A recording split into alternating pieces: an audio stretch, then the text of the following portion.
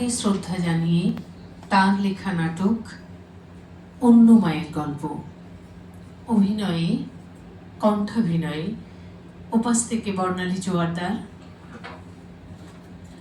মণিমালা সোরেন, কোহেলি ভদ্র। নাটক অন্য মায়ের গল্প।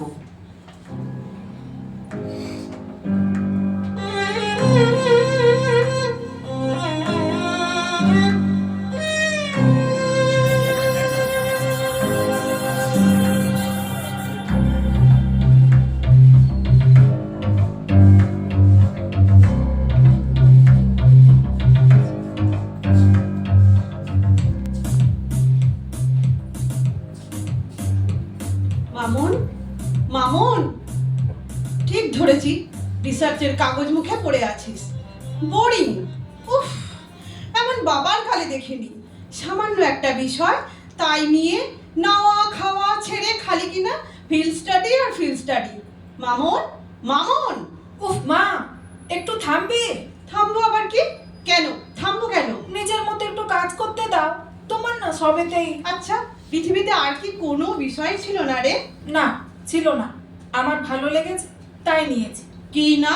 সারোগেসি, বাংলা কথায় ভাড়াটে মা। ছি ছি মা, এটাও এক ধরনের জীবিকা। হ্যাঁ, সত্যি কথা বললে তোদের গায়ে লাগে। ভাড়া করা মা, পয়সার বিনিময়ে যারা অন্যের সন্তান ধারণ করে। এই নিয়ে বলি গবেষণা কি আছে? ছাতার মাথা, দিন রাত মুখ গুজে পড়ে আছিস ডেটা কালেকশন আর ফিল্ড স্টাডি। বুঝলে মা, আমাদের সমাজটা এখন পাল্টেছে। যারা সন্তান ধারণে অক্ষম তাদের দিকটা ভাবলে না। এটা স্বাভাবিক, বিজ্ঞান আমাদের চোখ খুলে দিয়েছে। বেশ বেশ, খুব হয়েছে। আমাদের কালে এসব আচ্ছা মামুন, তোর কেমন লাগে বিষয়টা? কেমন লাগে মানে? মানে ধর, এই যে তুই এত পড়াশুনো করছিস, চাকরি পাবি, বাড়ি গাড়ি, এদেশ ওদেশ বক্তৃতা, এরপর তোর নিশ্চয়ই বিয়েও হবে। কি হবে তো? হ্যাঁ, যদি বিয়ে হয়। হ্যাঁ, তাহলে তোকেও তো সন্তান ধারণ করতে হবে। হ্যাঁ, খুব স্বাভাবিক। এটা আবার তুমি জিজ্ঞেস করছো কেন? করছি কেন মানে, ওই যে সন্তান ধারণের 10 মাস, আর ধর তারপর আরো অন্তত মাস 6। হ্যাঁ, বছর দেড়েক বলতে পারো। তোর একঘেয়ে মনে হবে না? মানে এই ফার্স্ট ওয়াল থেকে তুই বছর দেড়েক বিরতি নিলে তোর মনে হবে না তুই পিছিয়ে যাচ্ছিস? মানতে পারবি এইসব ছেড়ে বাড়ি বসে ছেলে মানুষ করা? ছেলে নয় মা, বলো সন্তান। হ্যাঁ হ্যাঁ, ওই নয় হলো সন্তান। পারবো, এটাই স্বাভাবিক।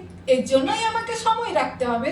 এখন হয়নি তাই বলছিস, তখন দেখবি মানতে পারবি না, পৃথিবী দৌড়বে, তোর মনে হবে তুই পিছিয়ে যাচ্ছিস। তুমিও তো কর্পোরেট ওয়ার্ল্ডে ছিলে মা।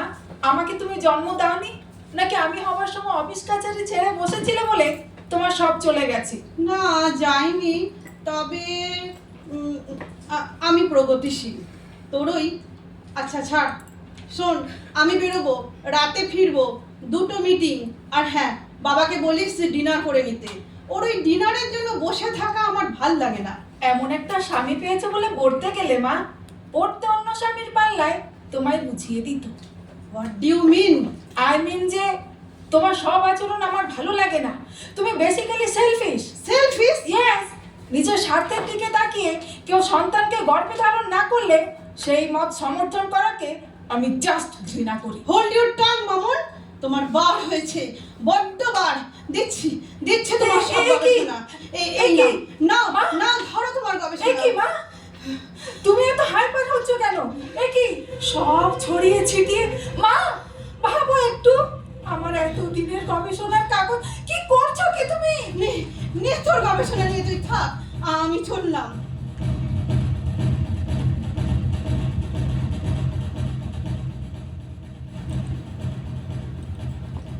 বলো কমলাদি, বলো, চুপ করে আছো কেন? কেন তুমি দ্বিতীয়বার আর কারোর সন্তান গর্ভে ধারণ করোনি? কেন? কেন মানে? মানে তুমি প্রথমবার টাকার জন্য রাজি হয়েছিলে, তাই তো? হ্যাঁ, টাকা তো ছিলই। আমার স্বামীর একটা অসুখ হয়েছিল, তার চিকিৎসার জন্য আমি তখন মরিয়া। হাসপাতালে একজন যোগাযোগ করে বিষয়টি আমাদের জানায়। আচ্ছা, তারপর তোমার কিছু মনে হয়নি? মানে আমায় বোঝানো হয়েছিল যে ওরা সন্তান নিতে পারবে না, তাই আমার খারাপ লেগেছিল। আমার শুধু একবার ভর্তি হতে হয়েছিল হাসপাতালে, তারপর তারপর ডেলিভারির সময় আরেকবার। আচ্ছা, দাদা বিষয়টি মেনে নিল? মানে তোমাদের মধ্যে এই নিয়ে কোনো... ওই যে ওরা সন্তান পাবে না এমনভাবে বোঝালো যে তোমার দাদা ওদের মুখ চেয়ে রাজি হয়ে গেল। আর আমারও তো টাকার দরকার ছিল। তারপর তোমায় দেখে তোমার বোন, বোনের ননদ, ওদেরকেও বোঝানো হলো? হ্যাঁ, আমায় দেখে আরো কয়েকজন ওই পেশায় এসেছিল। ওদের থেকেই তোমার সন্ধান পেয়েছি। ওরা এখন পেশাদারিভাবে এই কাজে যুক্ত, পয়সা করে ভালোই করেছে। কিন্তু কেন তুমি আর দ্বিতীয়বার আগ্রহী হলে না? মন থেকে পারিনি জানো, খুব জড়িয়ে পড়েছিলাম। আজও আমি মনে করি আমার দুটো ছেলে, আর যাকে অন্যের হয়ে পেটে ধরেছিলাম সেও আমার সন্তান। সরি কমলাদি, তুমি মানসিকভাবে এতটা জড়িয়ে পড়েছিলে? জানো, ওই মহিলাকে দেখতে খুব সুন্দর ছিল।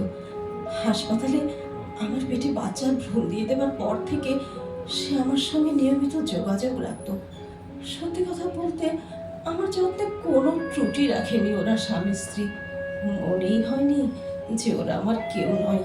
তোমার চিকিৎসা, খাওয়া দাওয়া, তোমার সমস্ত সুবিধে অসুবিধে ওরাই কিন্তু আমার পেটে ধীরে ধীরে সন্তান বড় হতে থাকার সঙ্গে সঙ্গে দেখলাম ওই মহিলার পেটটাও ফুলে উঠছে। আমি জিজ্ঞেস করেছিলাম, উনি বললেন নকল পেট। কি জানি বাপু, এও হয়। সিলিকন বেলি, কৃত্রিম পেট বাইরে থেকে বসিয়ে দেওয়া যায়। আচ্ছা, তো কি যেন বলছিলাম? হ্যাঁ, মনে পড়েছে। তাই ভাবেই চললো। শেষে হাসপাতালে আমরা দুজনেই ভর্তি হলাম একসঙ্গে।